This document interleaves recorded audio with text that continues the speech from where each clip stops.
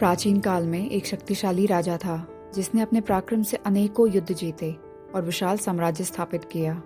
उसकी वीरता के चर्चे दूर दूर तक थे, परंतु जब उसकी मृत्यु का समय आया, उसने अपने मंत्रियों को बुलाया और अपनी अंतिम 3 इच्छाएं बताई।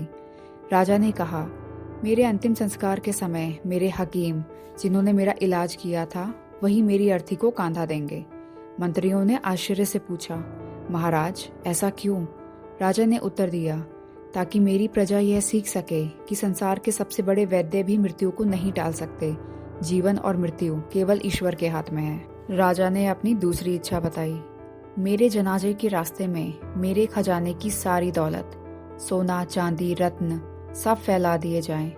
मंत्रियों ने कहा, ऐसा क्यों महाराज? राजा ने जवाब दिया, ताकि लोग यह जान सके कि जो धन मैंने जीवन भर संभाला वह मेरे साथ नहीं जा सकता।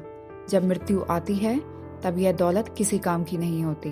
राजा ने अपनी तीसरी इच्छा बताते हुए कहा, जब मेरा जनाजा निकले मेरे दोनों हाथ कफन के बाहर निकले रहें। सभी ने इसका कारण पूछा। राजा ने गंभीर स्वर में कहा, दुनिया को यह संदेश मिले कि इस धरती पर इंसान खाली हाथ आता है और खाली हाथ ही जाता है। राजा की इन अंतिम इच्छाओं ने पूरे राज्य को गहरे विचारों में डाल दिया था। उन्होंने मृत्यु से पहले ही अपने जीवन की सबसे बड़ी सच्चाई समझा दी।